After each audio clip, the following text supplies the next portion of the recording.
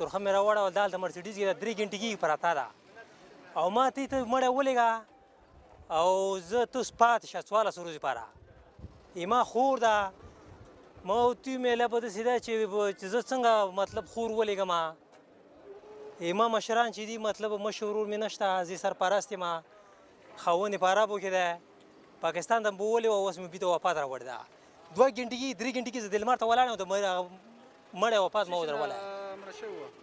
زړه اټیک هغه په کړې وه زړه تکلیف لرلو وراره نوم دې څه ده خیبر